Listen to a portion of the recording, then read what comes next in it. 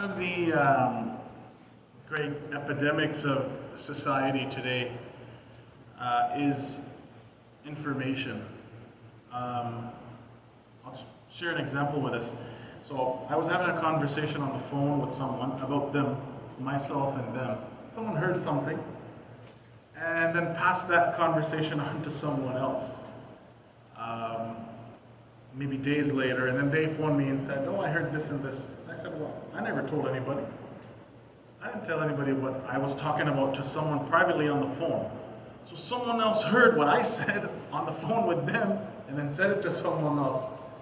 Anyhow, similarly, this is just one form of information. Then you have information on our phones, on our tablets, on Facebook, WhatsApp, and all of these social media things. You have information.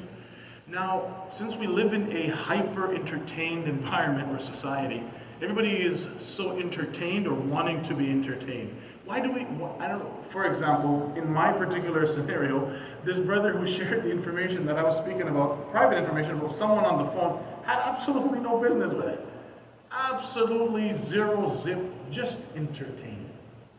Now, the Prophet ﷺ actually warned about this. He said, في آخر الزمان, toward the end of times, there will be people, there will be إخوان العلانية أعداء السريرة. They will be brothers when they're in front of each other, when they're in the masjid. When they go behind, when they are in their own comfort zones among that circle of friends, this circle of friends is different, this circle of friends is different, they'll be like bitter enemies. They'll talk garbage information, take information from here, spread it here, information from here, spread it here. The Prophet ﷺ mentioned a hadith of Abu Dawud rahimahullah where he says, "Man kana dha wajhayni fi dunya." Someone who in this world is a double standard, plays the two-face. And it's very hard, particularly in my scenario. In my particular stance, by Allah, it's very hard. Because I have to listen to everybody. Somebody is saying, so you have to keep a neutral stance. Because man kana dha wajhayn, someone who has a double standard in the dunya, the Prophet ﷺ says, kana lahu lisanani min nar.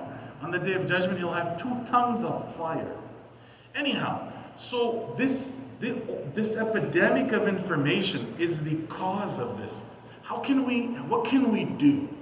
So the Prophet ﷺ taught us many things. The benefit, subhanAllah, I'm going to list the benefit in a second too. But before that, the Prophet ﷺ taught us many ways to channel this. Number one, and I'm going to summarize. Imam al-Shafi'i, if I can remember, Imam al-Shafi'i rahimahullah, he writes, when someone brings you information, if this information is correct, someone gives you information. It's entertainment because we're a hyper-entertained society. We're used to the television.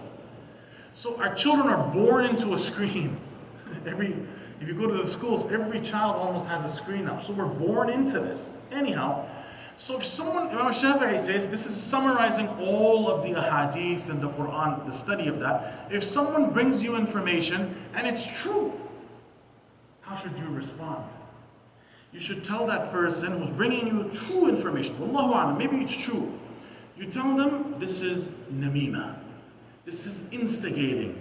And the Prophet ﷺ, he says in the hadith, someone who instigates, Allah will not even look at them on the day of judgment.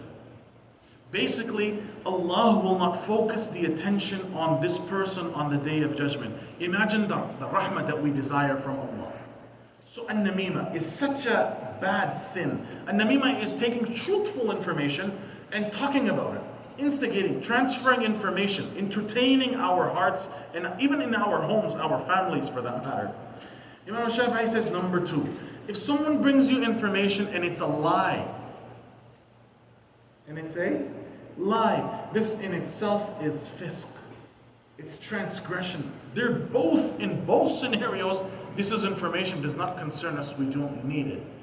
And the Prophet ﷺ, he mentioned, I'm going to summarize here once again, min husni islam al-mar. From the beauty of a person's Islam is that they leave what doesn't concern them. If you want to destroy the beauty of your iman, get involved in everything. Talk here, information here, all the drama, Before there used to be we used to be a slur, drama queen.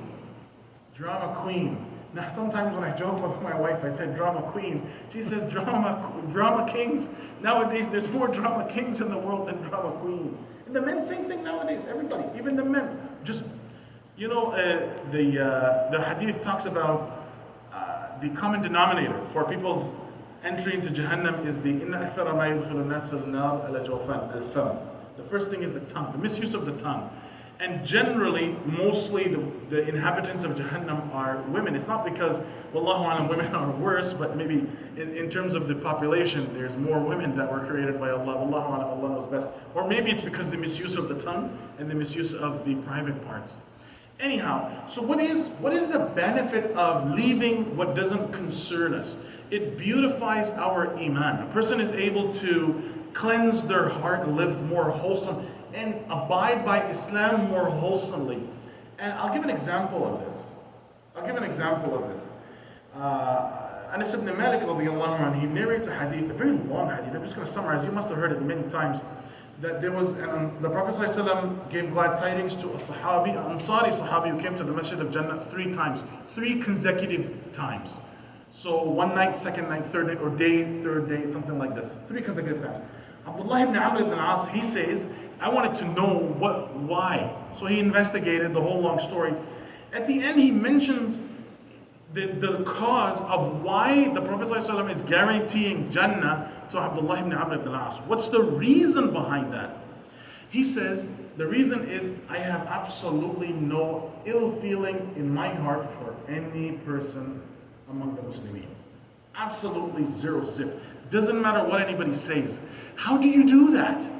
Because you're getting information. Someone says something bad about you. Someone is instigating. Someone is backbiting. Someone is putting false accusations. This happens. So how do you manage in this situation? The Quran talks about it. لولا إذ سمعتموه ظن المؤمنون والمؤمنات بأنفسهم. Why isn't that we don't assume good from one another? And when someone says هذا سبحانك هذا بهتان عظيم, I don't even want to hear it, true or not. That doesn't concern me. Anyhow, so this Sahabi, Abdullah ibn Amr ibn al-As, he takes information from this Ansari Sahabi. How is it that you guaranteed Jannah? The reason was, he minded his own business. Only what concerned him. Consequently, he had no hatred in his heart for any person in the community. And then he said, وَلَا أَحْسُدُ أَحَدًا. I don't have any jealousy on anything that Allah gave to someone. Allah made us different. Somebody Allah creates different. Even 2 brothers, one is more handsome than the other. 2 sisters, one is more pretty than the other. This is the choice of Allah. This is not something iktisabi. I mean, you didn't do that. Same thing, even when it comes to education. One brother has a PhD, one doesn't even have, it has a labor job. This is all taqseem of Allah.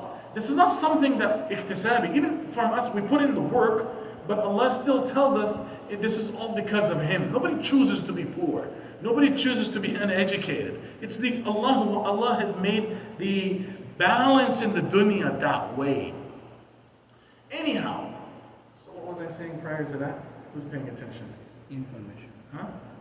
No, I know information. Jealousy. So, وَلَا أَحْسُدُ أَحَدًا. So Allah made us all different. So the Ansari Sahabi, he says, I don't concern with anything. Anything. Allah made him more handsome, made me less handsome. Allah made him more rich, made me less rich. Allah made her more educated, me less educated. I have no jealousy because I know this is the balance of Allah.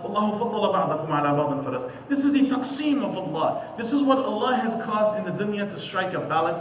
Who am I to wish for the loss of that person and my gain? And Abdullah ibn Amr ibn al-As, Anas ibn Malik, he says, Abdullah ibn Amr ibn al-As, he says, وَهِيَ الَّتِي لَا نَطِيقُ. This is something that we cannot do. This is a Sahabi confessing to that. A Sahabi of the Prophet is confessing, you got guarantee of Jannah because this was the cause of that, and this is something that's so hard to do. Now me and you can say, no, this is easy, I can do it, I do this all the time. But the Sahabi, he's saying it's hard on him, so it's also hard on me, it's hard on us. One of the things that destroys ukhuwah, brotherhood or sisterhood in the Muslim community, is talking about things that don't concern us. Namima, backbiting, fisk, just misuse of the tongue, transferring information from here to there, and then imagine you're sitting in a group of people that are saying bad things about that group of people. Now you're sitting in the masjid together. How do you feel? It must feel so disgusting inside your heart. How do we connect to Allah? Imagine I sat at home and I said bad things about these people here. Now I'm coming here, sitting right beside you, shoulder to shoulder here. What is I'm trying to represent? It's a whole double standard. So we need to be very careful. Keep our hearts clean. Doesn't matter what the less we know, the better it is. The things that don't concern us, I wish I didn't know. I wish nobody told me. I didn't have that conversation. That's what should be on our minds. And similarly, we're responsible not only now for what our tongues say, but what we click, what we share, what we like, because our names are on that now. So, and we need to be very, very careful. If you look now on Facebook, you'll find it says Muhammad likes Rogers. I mentioned this before, and the Rogers logo is the gay flag. Muhammad likes Rogers. So, which Muhammad liked this Rogers? I didn't. Because I know what those people represent. I know the intentions weren't ill, but what's happening? Consequently, what's happening? There is information, somebody shared information. You liked it, you subscribed, you shared it, you passed it on, you clicked and you shared it to 1,000 people on WhatsApp. We're responsible for this. We're responsible. Someone came to me in the office, maybe 2 days ago, Friday, and said to me, send an email to the community. I said, for what? Brother, you need to send an email to the community that the people should use the wudu and washroom outside. I said, okay.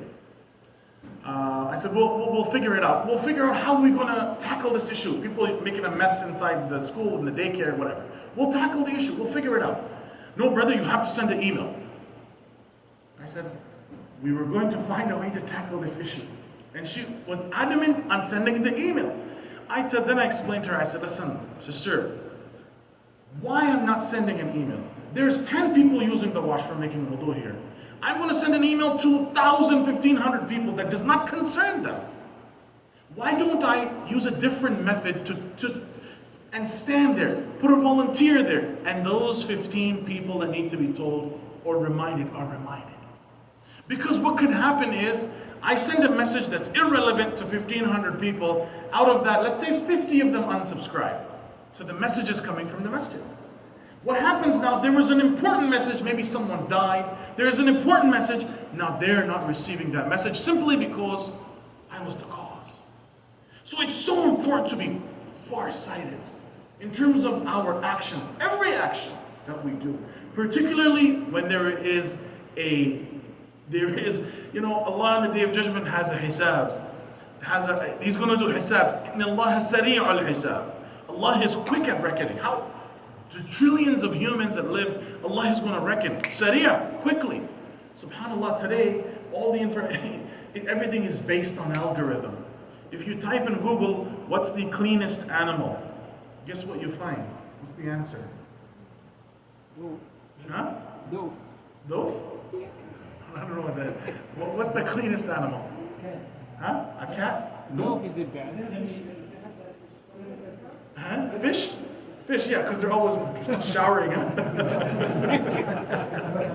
You're smart, mashallah. No, whatever the animal is, that's irrelevant. You know what the answer is? The pig. Pig? It's simple, an algorithm. Google it. What's the cleanest animal? The answer is pig. Pig is very dirty. Because this is an algorithm, it's set there. So watch what we do. Everything is creating an algorithm. You understand? And it follows us. You upload pictures. I don't take pictures. I refrain from taking pictures of myself and my family and my children, or posting them for that matter. But some people are adamant, they post the pictures. That's there forever. You can delete it if you want, it's still there. WhatsApp has got it. Google's got it. It's all there. The government's got it. Everybody. We had a phone at home. We had a phone at home which did not have any service, did not have any SIM card inside, and they had the tornado warning the last couple of days. Anybody got that tornado warning? Yeah. And it rang on the phone. The phone had absolutely no service, no Wi-Fi, nothing. It was just sitting like a dummy phone. And even that phone rang that tornado call. What's the government? Even the phone is not registered even to any Rogers, nothing. No Wi-Fi, nothing. It still rang. It's good, yeah. Allahu Alam. So whatever we put, whatever we do has an algorithm. It's following behind us. It's there forever. So be careful. Be careful. Whatever doesn't concern us, whatever, don't try to fit in and see what other people are doing and that's what I want to do. It's okay to be different. The Prophet ﷺ was different. Hanifa. That's what Hanif means. Ibrahim a.s. was different. Hanifan. Me and you are different. We're Hanifa and we're proud to be different. In the right way, obviously, alhamdulillah. We ask Allah subhanahu wa ta'ala.